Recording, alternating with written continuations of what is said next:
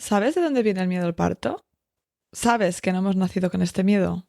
Quédate conmigo en este episodio donde hablamos con Laura Cardú, antropóloga, sobre su estudio en relación al miedo al parto.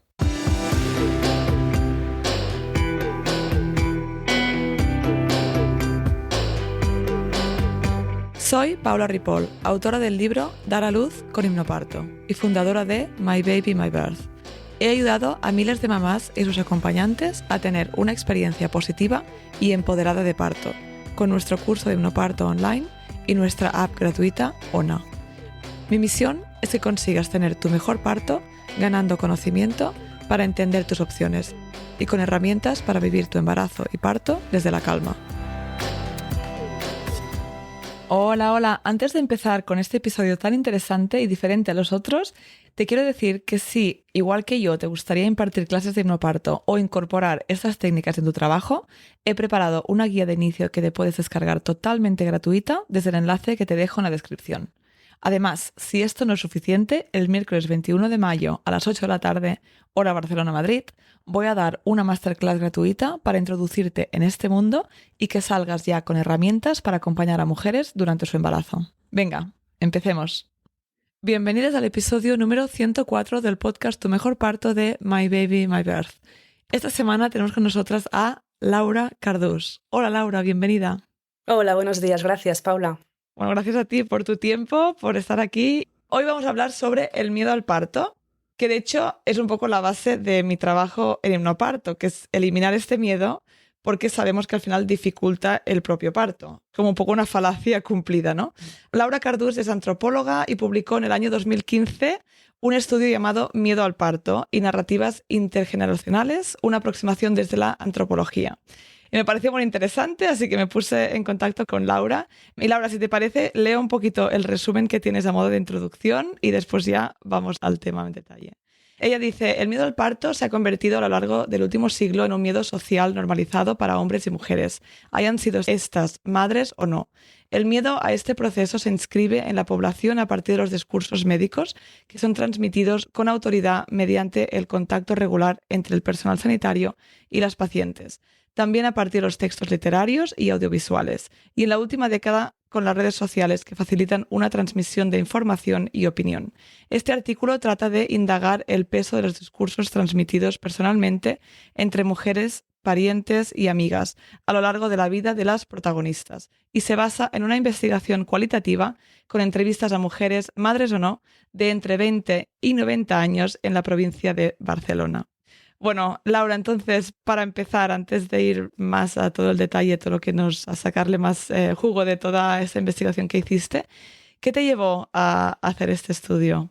A ver, sobre todo las antropólogas lo que nos pasa es que nos encanta cazar y escuchar historias de gente y observar a la gente también y conectar estas historias con la teoría que se ha ido elaborando a lo largo de la historia de la antropología y de otras también ciencias sociales, ¿no?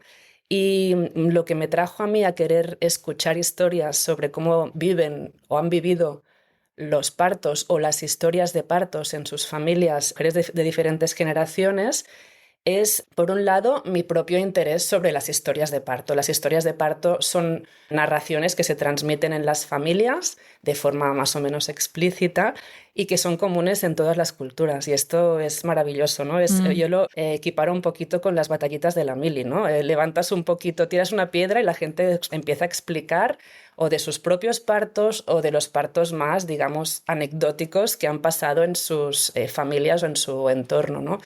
Por un lado, recuerdo mucho una cosa que me encanta, que es poner el oído en los vestuarios de la piscina cuando vas al polideportivo municipal, que están las señoras mayores que son maravillosas, y vas escuchando y estadísticamente es probable que en algún momento alguien hable de su propio parto, del parto de su hija, de su vecina. Es una cosa que se cuenta, se habla en estos espacios más íntimos sobre todo, ¿no?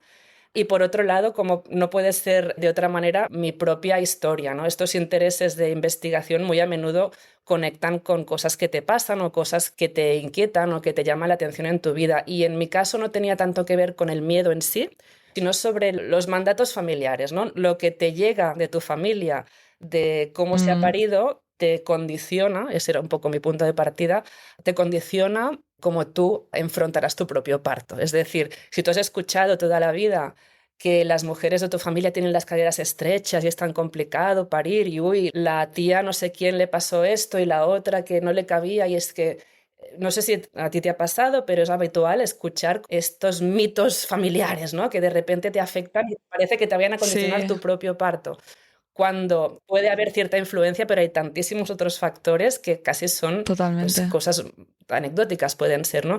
En mi caso pasó al contrario. Los relatos de parto de mi familia eran como todo muy fácil, ya verás, son 5 minutos, cero drama, y tuve unos partos no traumáticos, pero larguísimos. Y era como, a ver, por favor, ¿cómo iba yo tan chula y al contrario del miedo un poco, ¿no? Y tan segura de mí misma cuando en verdad esto ha sido como irónicamente el parto de la burra, ¿no? Digo, o sea, largo, pesado. Ya, Entonces es como, creo que afecta lo que escuchas en tu vida, aunque tú no estés activamente atenta, ¿no?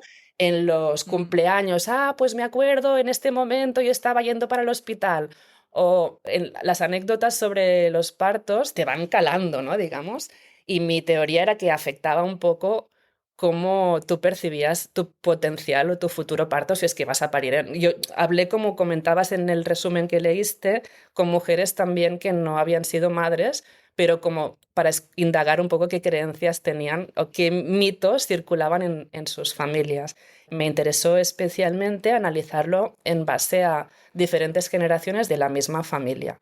Y esto permitía ver esto y a la vez ver vale, un poco a lo largo del tiempo las vivencias de los partos de las mujeres como eran de por sí, por el contexto sociodemográfico histórico claro, y por cómo tú como mujer en esa época estabas condicionada a vivir o expresar tu relación con el parto, ¿no? Esto me interesó mucho, fue una micro, claro. muy pequeñita investigación que fue fascinante. O sea, escuchar en una misma mesa a una abuela, una madre y una hija adulta embarazada hablar de sus perspectivas y experiencias del parto y como unas condicionan a las otras y como con una generación hay un salto tan brutal de percepción de este tema, bueno, fue un poco el motor que me llevó a indagar sobre esto y hubiese estado años y años escuchando relatos de parto porque es Sí. maravilloso. Realmente abres un poquito la puertecita y sale ahí, bueno, la tira de cosas. Me imagino, ¿no? Porque realmente es que es un tema súper interesante que afecta, pues eso, a mujeres que han parido, pero también a las que no, porque han nacido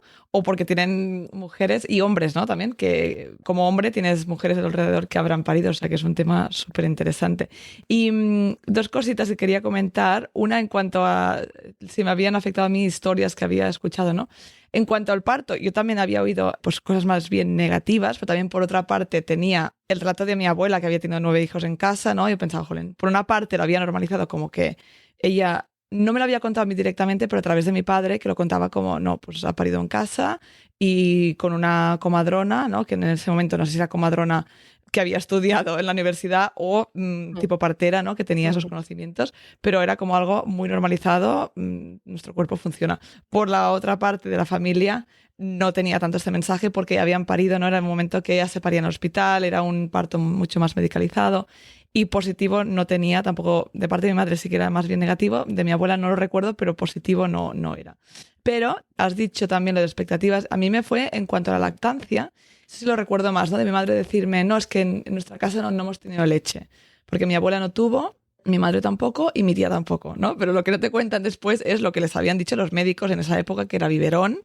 Y no es que no tuvieras leche, es que te han dicho que le des de mamar cada 4 horas, me dieron un biberón nada más nacer, ha sido un parto traumático, que esto sabemos que afecta en la lactancia, ¿no? Era como muchos factores que dices, claro, no es que no tuvieras leche, es que no te han dado la oportunidad y no has tenido la información, ¿no? Bueno, o sea que esto afecta, por suerte, yo tuve información, tuve comadronas fantásticas que estuvieron allí y no dudé, no en ningún momento dudé porque vi que habían otros factores que habían afectado, no es que era la genética que no teníamos leche en la familia, ¿no? totalmente. Pero imagínate que no me hubieran formado, pues seguramente hubiera creído que no tenía leche, ¿no? No tienes confianza y esto puede ser un poco una rueda. Y Laura, habías dicho que me parece muy interesante lo de las diferentes generaciones y que has visto que las generaciones más actuales tenían más miedo al parto, ¿no? En general. O por lo menos lo expresaban más, que es curioso, ¿no? Es decir, Sí, cuando hablamos de actuales, ten en cuenta Paula, que esto lo hice hace más de 10 años, ¿vale? Sí, Estas entrevistas y las cosas cambian súper rápido. Es decir, realmente quizás las claro. haría ahora y cambiaría el discurso de las mujeres. A ver, estoy hablando de un rincón del mundo muy pequeño, no puedo generalizar. Hice las entrevistas en Barcelona, pero Mm, si representamos a mujeres europeas del siglo XX-XXI, para entendernos, ¿no? Estamos en este rincón de mundo y creo que quizás ahora saldrían igual otro tipo de discursos. No lo sé, estoy especulando. Pero en el momento que hice estas entrevistas, las señoras más mayores, que ahora tendrían 100 años, digamos, las mujeres que parieron cuando no estaba mm, generalizada la hospitalización, o cuando iban al hospital las mujeres más pobres, también es, normalmente si podías elegir, parías en casa con tu médico o con tu comadrona, como tú comentabas.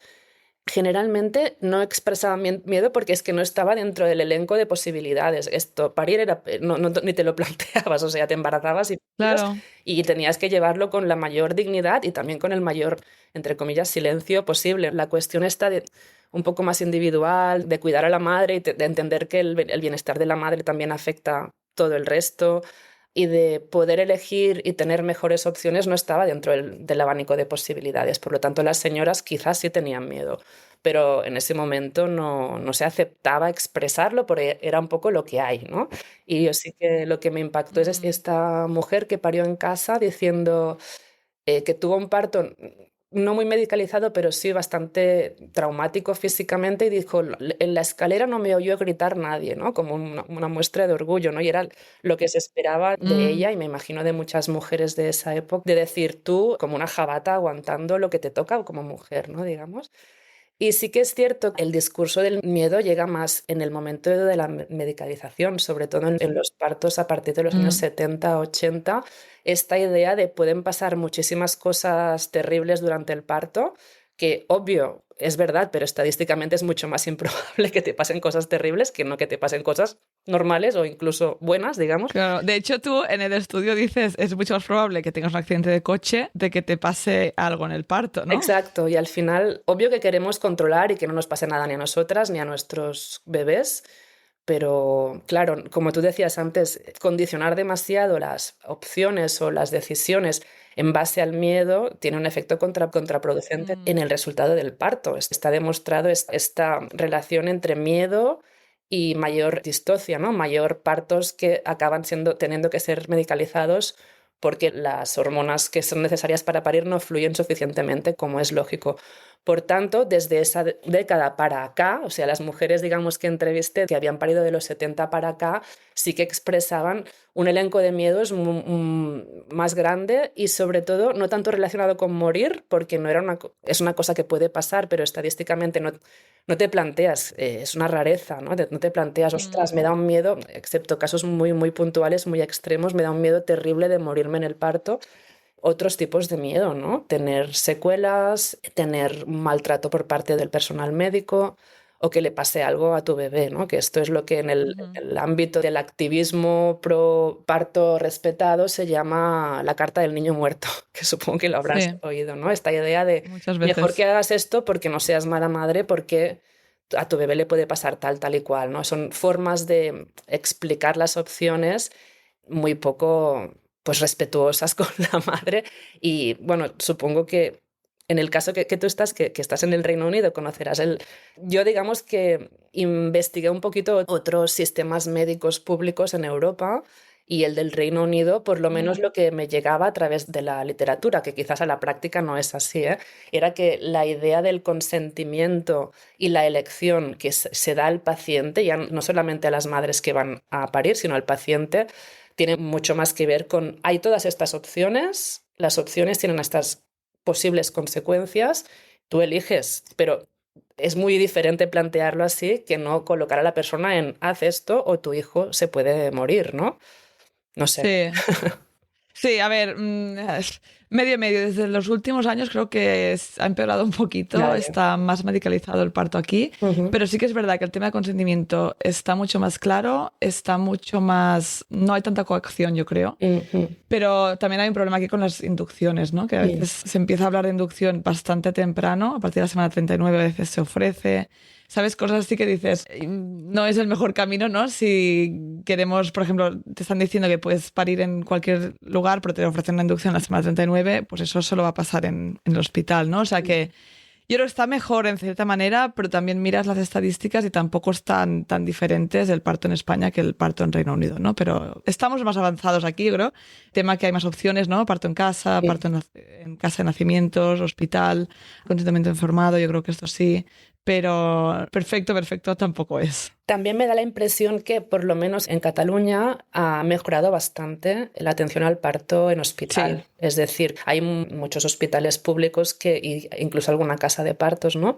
Que se basan mucho en buenas prácticas, en evidencias sí, y en un parto muy, muy respetado y muy humanizado, lo cual es lo que, para mí, lo que tiene que ser. Para mí el debate no es exacto, tanto parto en casa, no parto en casa, natural, no natural, sino que tengas las claro. mayores opciones para garantizar que tu parto va lo mejor posible sin que necesariamente Claro, pase por la medicalización, ¿no? claro, o sea, la base tendría que ser, vamos a apoyar un parto fisiológico, evidentemente, si la mujer ya desea de entrada la epidural, pues se apoya eso, pero todo lo que puedes hacer antes para ayudar a que ese parto progrese, ¿no? Decir, bueno, no te hago nada hasta que te ponga la epidural o te ponga la oxitocina, ¿no? Es como cómo podemos apoyar la fisiología, ¿no? Para mí eso es clave, independientemente del parto que tú quieras, ¿no? Porque habrá mujeres que querrán otra opción y está genial por sus motivos, pero que desde la parte médica se ofrezcan opciones, ¿no?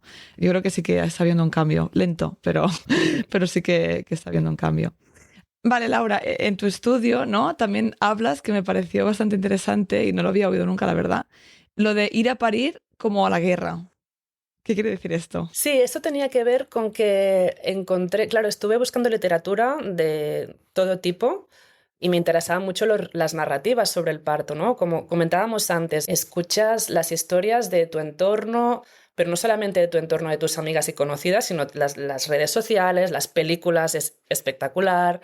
De hecho, la mayoría de nosotras, la gran parte de información que tenemos sobre cómo es un parto antes de que nos toque el nuestro es viendo pelis o series, ¿no? Que normalmente nada más lejos de la realidad. Entonces estuve buscando también mitología y otras culturas, ¿no? Cómo abordaban este tema.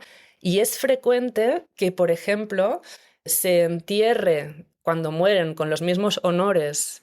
Hablo de la Grecia antigua, de diferentes culturas en diferentes momentos de la historia, con los mismos honores a las mujeres que mueren en el parto que a los hombres que mueren en la guerra, ¿no? Como si su misión heroica en esta vida fuese esta acción, ¿no? Defender su nación o su pueblo o generar criaturas para su pueblo también, ¿no? Claro, me pareció súper interesante a la vez esta idea de las mujeres victoriosas que superan este hecho tan fuerte. Claro, es un poco terrible, ¿no? Es decir, yo me acuerdo hablando con Mm, mujeres que no estaban embarazadas, pero sí tenían deseo de ser madres en el futuro, y decían, ostras, es que esto de cuando escuchas a las abuelas o todo, parece que es un acto heroico, ¿no? Parir, es decir, que tienes que realmente estar muy preparada para esta empresa, ¿no? Empresa en el sentido de aventura, ¿no? De evento muy, muy fuerte, ¿no? Y claro, es una presión bestia, ¿no? sí, sí, sí. Ya es bastante el cambio de etapa vital que de por sí te supone tener la primera criatura, digamos, es un cambio esto de estatus, pasas a ser madre y seguramente cambian otras cosas en tu vida y que además el proceso para convertirse en madre pase por un evento, obviamente que tiene importancia, ¿eh? Pero que te tengas que plantear que tienes que ser una guerrera es un poco duro, ¿no? Claro, sí, sí, porque es un poco las expectativas y la presión que vas a pensar y a vivir durante este tiempo hasta llegar a ese momento, ¿no? Total, sí, sí, y además que yo 100% estoy a favor de que las mujeres nos informemos, nos preparemos y tengamos nuestras opciones y tengamos más o menos claro qué puede pasar durante un parto. Es decir, que haya una preparación al parto es súper importante, ¿eh? Pero me refiero que se convierte en algo como muy, muy épico. Ya, ya, ya. Y a la vez después un poco invisibilizado, que es también la otra parte de la investigación que comentabas, que leías el resumen, ¿no? Es decir, después se escuchan poco las historias de parto si tú no vas y preguntas, ¿no? Es como que es una Mm, cosa que queda más en el círculo íntimo, que si no ha pasado una cosa muy escandalosa, pues si ha sido un parto normal o incluso gozoso, pues quédate eso tú para tus anécdotas personales, pero es un poquito contradictorio, ¿no? Que sea algo tan esperado y tan épico y después que casi no se hable de ello, a menos que pase un desastre o que bueno, aquellas Sí. cosas, aquellos relatos familiares que perduran, ¿no? Tuvo gemelos y sin anestesia y el segundo, yo estoy hablando ahora de mi abuela materna, ¿eh? De cuando no había cesáreas y entonces, claro, el segundo le pasó no sé qué, es como, bueno, perdón, no quiero tanta información, ¿no? Claro, pero es que es curioso porque, volviendo al ejemplo del coche, ¿no? Es como, tú no subes al coche y cada vez la gente te recuerda, Oye, que tienes un tanto por ciento de morir", ¿sabes? O que hay tantos, o sea, es como que, bueno, sabemos que está el riesgo, vas con cuidado y lo asumes y tiras adelante, ¿no? Pero es que estás embarazada y solo te vienen los relatos negativos. Es que a mi vecina no sabes lo que le pasó. Y algo súper raro, que si miras estadísticas, igual le pasa a un 0,02% de mujeres en el mundo, pero claro, como te llega así de primera mano, tú ya piensas que eso probablemente te va a pasar o que te puede pasar, pero en tu cabeza no le pones un 0,02, le pones igual un 50%, ¿no? Es muy fuerte cómo nos afectan, cómo la gente no lo piensa y lo que dices es que las historias positivas no te llegan. No sé si es que a veces es como que, como todo el mundo cuenta una negativa, no voy a contar yo mi relato positivo, ¿no? Porque es como que me sabe mal por las otras mujeres que, ¿no? Esa empatía que a veces tenemos las mujeres, me sabe mal por las otras que no lo han vivido de esta forma, ¿no? Y entonces los relatos positivos como que no se comparten y nos llegan solo los negativos, los dramáticos y las películas, que siempre lo digo, ¿no? Pero es muy fuerte. Yo no veo una película o una serie donde no aprovechen el parto de alguna mujer para hacer algo dramático, ¿no? Y entiendo que tienen que subir números de audiencia, que un parto fisiológico es bastante aburrido, ¿no? Como tú hablabas de tus partos que fueron largos y tal, pues que al final muchos partos son lentos, la mujer es que no pasa muchas cosas y en cambio si lo dramatizas, ¿no? Pues supongo que la gente lo ve más, no lo sé. De hecho, yo creo que ponen partos en las pelis para añadirle un elemento dramático, no porque les interese poner un parto en sí, ¿no? No sé si has visto la serie Sí, sí, Sex sí. Education. A mí me ofendió mucho, que Sex Education es una serie que me encanta, Sí. que hablan de muchos temas, Y va, lo habla muy bien. y sale el único parto que sale, que dices, hombre, tenéis una oportunidad para seguir educando como estáis haciendo con esta serie, y no, la vamos a liar, bueno, en fin. Así es. Pero las analogías de la guerra es habitual. Ahora no recuerdo qué autora también citaba en la investigación que decía, creo que es una antropóloga, ahora no recuerdo, decía, prefiero ir a 3 guerras antes que a un parto, ¿no? Esta cosa como épica, terrible, ¿no? Cuando en verdad, bueno, puede pasar cosas, pero pueden no pasar cosas, incluso puede ser maravilloso, ya lo sabes Sí, perfectamente, ¿no? sí, sí. También todo esto tenía que ver un poquito con esta cosa de que, en relación al miedo, ¿no? Vas recabando relatos en la época en que estuve en Dona Llum o en las asociaciones activistas o en los círculos donde hay mujeres que, en los espacios de crianza, por ejemplo, con bebés, y las mujeres te explican situaciones muy recurrentes en las que se les ponen situaciones de presión para decidir, ¿no? Es como muy triste, desde fuera te quedas como enfadada cuando a la vez, bueno, normalmente las mujeres son, al menos la experiencia que yo tengo de escuchar relatos, son muy resilientes y enseguida le dan la vuelta, pero dices, es que en ese momento, justo cuando mi marido se fue y yo estaba agotada y sola, vino y me dijo, es que si no te pones la epidural ahora ya no te la podrás poner. O sea, este tipo de, o lo de las inducciones, que es también, bueno, Horrible. es normalmente basado en elementos que, bueno, en porcentajes, en protocolos que obviamente tienen que cubrirse, digamos, el elemento de la seguridad, pero si introducimos en la misma ecuación que la seguridad también está vinculada al bienestar de la madre y Claro. a la percepción de seguridad de la propia madre, aumentan mucho los partos eutóxicos, digamos, ¿no? Totalmente. Y para dar un ejemplo así como más concreto también, pero es que sabemos que, por ejemplo, si te inducen el parto, tienes, ¿no? Con la oxitocina sintética sobre todo, también hay más probabilidad de depresión posparto. Entonces, todo esto se tendría que tener en cuenta, ¿no? Poner en la balanza, aparte de los mismos riesgos de la inducción, para que las mujeres puedan decidir, pero cuando se coacciona y te sacan, ¿no? La carta del bebé muerto o te dice, uy, no, es que si te pasas de la semana 41 no te voy a decir ni lo que puede pasar, ¿no? No, dímelo, o sea, dime qué porcentaje Exacto. extra hay de que le pase algo a mi bebé o de que me pase algo a mí, o sea, explícame los riesgos bien para que pueda tomar una buena decisión, ¿no? Pero que te lo cuentan así, pues claro que vas a decir que sí a la inducción, porque Exacto. tú quieres que todo vaya bien, ¿no? Entonces, sí, lo de las inducciones es un temazo porque realmente algunas son necesarias y está bien que existan, pero no más del 30% actualmente en España, si no contamos otras cosas como la maniobra de Hamilton, ¿no? Que también es un tipo de inducción mecánica al final. Sí, totalmente. Vale, entonces hemos hablado un poco de los relatos. ¿Cuán importante es de nutrirnos de relatos positivos? Porque oímos muchos negativos. Yo soy muy fan de que las mujeres compartan en el podcast. Tengo mujeres que vienen y nos relatan su parto positivo, que puede ser inducido, cesárea. Sabes que al final hay cosas que no podemos controlar, hay cosas que pasan, o por ciertas razones en ese momento aceptas intervenciones. Y lo importante es eso, ¿no? Que tú sientas que estás en control. Entonces es muy importante, desde mi perspectiva, leer relatos, escucharlos. Cuéntanos desde lo que tú has visto, cómo importante es que les lleguen a las mujeres los relatos positivos. A ver, yo creo que hay que, como tú dices, difundir ese tipo de relatos para compensar todo lo otro, digamos. Pero no significa que para todas las mujeres sea lo mismo escuchar. O sea, no a todas las mujeres les interesará escuchar muchísimos relatos de parto o leerlos. Es cierto que hay mujeres que prefieren ir con los mínimos condicionantes, con la mínima información, o ir al parto como de la forma más teóricamente neutra posible, para no ir con expectativas que luego puedan no cumplirse. Es evidente que cuando tomas esta postura, que es absolutamente respetable, quizás no estás teniendo en cuenta toda una serie de otra información que te ha llegado a lo largo de tu vida, de tu cultura. Claro, iba a decir... De los medios audiovisuales, etcétera. Pero bueno, dejando esto al lado, para mí sí que es muy necesario que existan estos relatos positivos o los reflejos en las pelis, lo que hablábamos hace un momento de Sex Education, por ejemplo, ¿no? Que no tiene que ser necesariamente una romantización, sino una normalización de cosas que pueden pasar en todos los sentidos, ¿no? Esto es también muy personal. A mí mi madre me decía, es que tenéis tanta información de todo que al final tenéis como una ilusión de querer controlar las cosas, ¿no?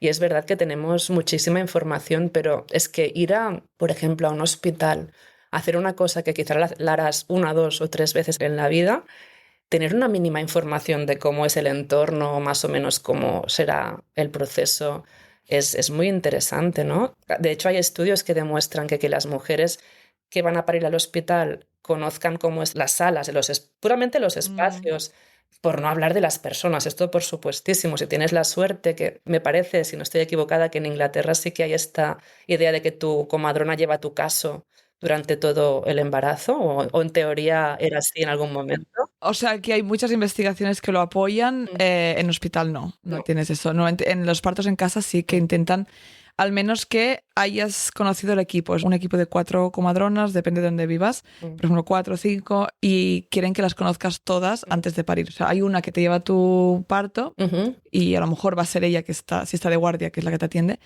Pero no, pero en hospital eso es que es muy difícil de cumplir al final. Hay estudios que lo avalan, pero es muy difícil por tema de, ¿no?, de horarios, de guardias. Claro, organizar esto a nivel de sanidad pública es súper difícil, ¿no? Pero sería lo más deseable si se pudiese realmente organizar, que tú conozcas el espacio, cómo es. Totalmente. Y qué es lo que puede pasar en todos los sentidos. En este momento, si pasa esto, te haremos elegir entre esto y esto. Te lo explico ahora porque quizá en aquel momento no estarás... Sí.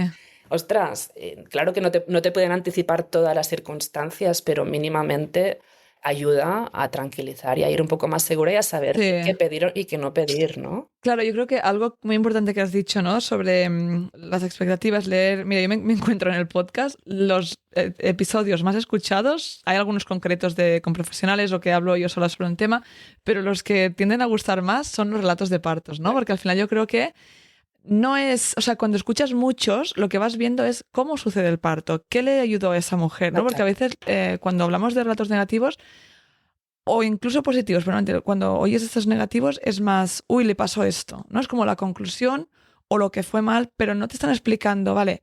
¿Y qué se hizo antes para llegar a que pasara esto, ¿no? Porque igual es un parto que empezó ya muy medicalizado. O qué le funcionó a esa mujer o qué utilizó. O sea, no te haces una idea de cómo se vive un parto. Y no los vemos, porque en las películas lo que vemos son partos que ves momentos clave, ¿no? Por ejemplo, rompe aguas y directo al hospital. Bueno, es que esto no es ni verdad, ¿no? Porque sí que puede pasar, pero es que es muy raro que realmente rompas aguas y la cosa ya empiece y tenga que ir al hospital rápidamente. Lo mejor es irte a casa y esperar a que el parto empiece, ¿no? O sea, hay muchas cosas así que vemos visualmente, nos llegan mensajes que no son la realidad. Estamos creyendo que eso es verdad y es como sucede, pero no es así. Entonces, eso es bastante perjudicial, ¿no? Porque afecta cómo lo vamos a vivir. En cambio, cuando oyes relatos de mujeres, rompí aguas, me fui a pasar el perro y después quedé con una amiga a tomar algo y me fui a casa y descansé, ¿no? Y dices, vale, pues te rompe esa creencia, ¿no? También. O sea, yo creo que eso es súper, súper muy clave para ir viendo que, bueno, diferentes mujeres lo hacen diferente,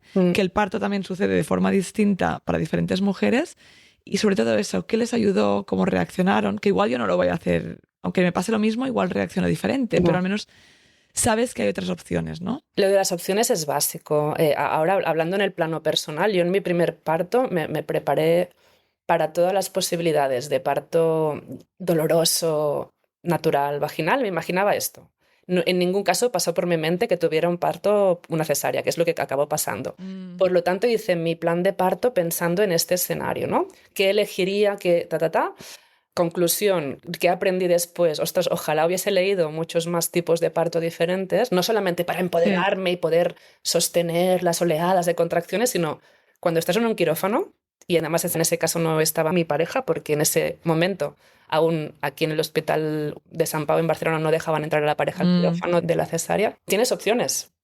Y ahí nadie estaba para comentarme ni una opción. O sea, si tú lo sabes y puedes preparar un plan de parto que incluya las opciones que te gustaría, en el caso que sean posible, hacer realidad en un quirófano, esto puede cambiar radicalmente tu experiencia de parto. Dentro del ámbito del parto medicalizado, instrumentalizado, la cesárea, hay varias cosas que pueden pasar ahí, ¿no? Una cosa que pasó, por ejemplo, es que ningún profesional estaba pendiente, y no fue una cesárea de riesgo, ¿eh? No pasó, o sea, no hubo ningún momento en que dices es que están súper concentrados porque tienen que salvar a esa criatura. Fue una de recurso. Sí, fue de emergencia porque no fue planificada, pero no hubo en ningún momento una situación de peligro como tal, pero ninguno de los profesionales estuvo explicando que mi bebé estaba naciendo. Y yo estaba cansadísima, drogadísima, lo que te puedes imaginar, ¿no? Claro. No estaba como para decir, oiga, por favor, ¿alguien me puede contar lo que está pasando? Pero no lo que está pasando médicamente, sino están haciendo tu hija, está bien, está saliendo, ahora tienes la cabeza, yo qué sé. Cosas que pueden parecer superficiales, pero yo recuerdo que lo que más me dolió los primeros meses fue esta cuestión de, yo no me di cuenta de cuando mi hija estaba naciendo y obviamente tenía una expectativa que no se cumplió y eso es parte de la frustración, pero también hay una parte de darle la importancia que tiene el proceso, más allá de que la mamá y el bebé sobrevivan, digamos, ¿no? Claro. Y pude ir a hablar unos meses más tarde con el jefe de servicio para explicar, por este tema, pero por otros temas, y le puedo comentar, ostras, a mí esto me faltó y creo que lo podríais mejorar. Y dijo, claro, es que las madres no quieren saber porque se ponen muy nerviosas con las cesáreas, tienen mucho miedo y no quieren saber nada. Y es como, claro, no puedes asumir que cada madre tendrá esta perspectiva, ¿no? Y nada, en fin, como me refiero a lo que decías antes de recabar información y relatos, ¿no? Sí. Te puede marcar la diferencia, sabes, estas opciones. Y aquí ya hablo de un cambio cultural, el hecho de que se puedan compartir con normalidad estas cosas entre las amigas, las primas, las conocidas, y no solamente cuando estás en el grupo de crianza o en el grupo de posparto, que bueno, donde se suele hablar mucho de esto, ¿no? Pero también recuperando una idea que comentábamos antes, te empiezas a preocupar de esto cuando ya estás embarazada, normalmente por primera vez. O sea, son temas que normalmente ni te preocupan ni se les da mucho valor. Más allá de esta cosa como épica que comentábamos antes de la guerra, sí que todas y todos nacemos, pero sin embargo es algo como que es un evento, no se le da mucha importancia, ¿no? Cuando en verdad cuando estás ahí, bueno, para muchas es lo más importante del mundo lo que te está pasando ahí, ¿no? Y las consecuencias que puede tener son fuertes. Por lo tanto, hablar de esto y obviamente hay una parte pues escatológica, íntima, no sé qué, que igual no quieres compartir, pero ojalá se convirtiera, igual que la lactancia, igual que lo que pasa en el posparto, en conversaciones pues como más habituales y normalizadas, ¿no? Porque cuántas veces no hemos escuchado decir, ay, es que nadie me había avisado de esto, ¿no? Nadie me había hablado de esto. Ostras, es que quizá como sociedad nos tendríamos que fijar más en estas cosas porque existen estos relatos, ¿no? Las mujeres los tienen. Pregúntale a tu abuela, ¿no? Es un poco lo que decías tú antes. Sí, pero es que es eso, ¿no? A veces incluso cuando eres madre, parece que aburran, ¿no? Ciertos temas y dices, jolín, a mí el fútbol me aburre bastante, la verdad, y a veces me tengo que tragar, digo, si entrevista, pongo la radio para escuchar no sé qué y hablan del fútbol, me lo trago, ¿no? Pues yo qué sé, a veces tenemos que hablar de estos temas que parece que solo interesen a mujeres, pero oye, igual si lo abrimos más, si le damos un poco la vuelta, igual también interesa a otras personas, ¿no? Y al menos, bueno, te vas nutriendo de forma indirecta de un punto de vista un poco diferente. O no, puede ser también, cada una tiene derecho a contar desde su perspectiva, ¿no? Ahora que decías de mujeres, los padres en el parto también tienen un papel importante en esta Sí, generación de expectativas, en estos miedos que pueden afectar también a cómo está la mujer en el momento de parir. Es decir, que sí, la información y los relatos también tienen que llegarles a los papás, ¿no? Digamos, si les interesa, pero normalmente, ¿qué pasa? Estamos las embarazadas leyendo, informándonos en los sí, foros, no sé qué. Pues los hombres aún pobres llegan más tarde, no tienen ni la criatura dentro de la panza, ¿no? Digamos. Pero sí, sí, que es otra cosa que pasaba a menudo cuando hablaba con madres que me decían, claro, es que yo hubiera hecho esto, pero es que mi marido esto no lo podía ni ver, no se lo podía ni plantear, por tanto no lo hicimos. E incluso llegué después a entrevistar a algunos padres para otro proyecto que hice, que entrevisté a algunos padres sobre su propia experiencia acompañando a sus mujeres en la sala de partos y el impacto que les genera a ellos, por ejemplo, haber vivido situaciones de violencia obstétrica, que hablamos evidentemente de las madres y los bebés, como es lógico, pero también el miedo y el impacto y las consecuencias también son para los que están acompañando, si son, en este caso, los padres, ¿no? total. Bueno, que en fin, que tienen mucha influencia también en toda esta vivencia del parto como un acto a temer, ¿no? El miedo nos puede afectar a todas y a todos, ¿no? Sí, y si tienes una pareja a tu lado que le tiene miedo porque no piensa que no, quiero que lo primordial es que el bebé esté seguro y todo lo otro no importa, ¿no? Mm, Pues eso también se puede transmitir de muchas formas. Y de hecho es curioso porque hablaba del podcast, ¿no? Que sé que muchas mujeres, por ejemplo, escuchan el podcast y ves algunos episodios le pasan, ¿no? A su pareja, mm, los que les pueda interesar o algunos relatos en concreto, mm, que me parece muy bonito también. Y en mi libro, Dar a luz con el no parto, tengo un capítulo que es para ellos o ellas también, pero para los acompañantes, ujú. porque al final yo sé que algunos se van a leer el libro, algunos van a tener mucha información, otros no, pero al menos tener un poquito de idea de cuál es tu rol y lo mucho que puedes hacer, ¿no? Porque eso es algo también un poco nuevo en el sentido de que pues mi padre no estuvo en mi parto, ¿no? Cuando, o sea, en el parto cuando yo nací. Mm. Es una generación nueva que se involucra, pues entonces esto viene con entender un poco el proceso y saber cuál es tu rol. Sí, esto sí que es súper novedoso de este siglo, digamos, ¿no? Para conectar otra vez con las entrevistas de la investigación sobre miedo que Sí, hice, prácticamente ninguna mujer tenía al marido en el parto, hasta las entrevistadas que habían parido a partir del año 2000, para que nos entendamos más o menos, ¿no? Sino antes era como algo, o estaban en un rol súper secundario, ¿no? Si estaban. total. Y Laura, en el estudio también hablas de algunos eventos sociohistóricos que han sucedido en España.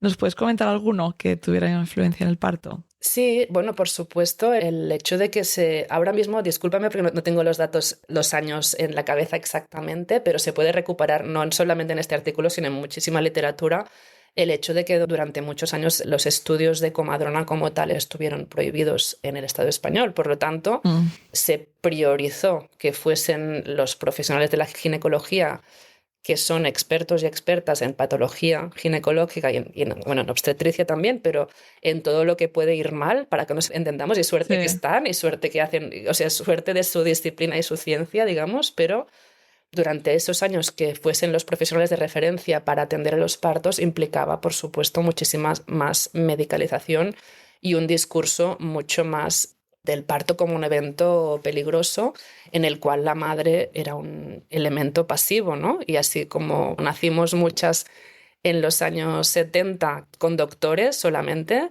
que tuvieron a las mamás tumbadas y normalmente con pentotal, que era un barbitúrico que las dejaba no anestesiadas, pero más bien como atontadas para que pudiesen intervenir y sacar al bebé de forma rápida, ¿no? Digamos que las cesáreas no estaban tan evolucionadas, pero los partos vaginales siempre con episiotomía y instrumentados. con instrumentalización, porque con la mamá tumbada y sin contribuir a los pujos era muy difícil hacerlo de otra manera, pues esto obviamente tiene unas consecuencias, ¿no? Y el hecho de que también no se formara a comadronas como las profesionales de referencia, que ahora sí son, afortunadamente, las profesionales del parto y de la salud sexual y reproductiva de las mujeres en todas sus etapas vitales, también contribuyó a que se perdiesen conocimientos y técnicas. Es decir, durante muchos años el trabajo de las comadronas queda a un lado, por lo tanto, lo que ellas sabían hacer, que era acompañar el parto fisiológico, deja de ser importante y por tanto se pierde. Es una cuestión de conocimiento del oficio, como si dijéramos. Mm,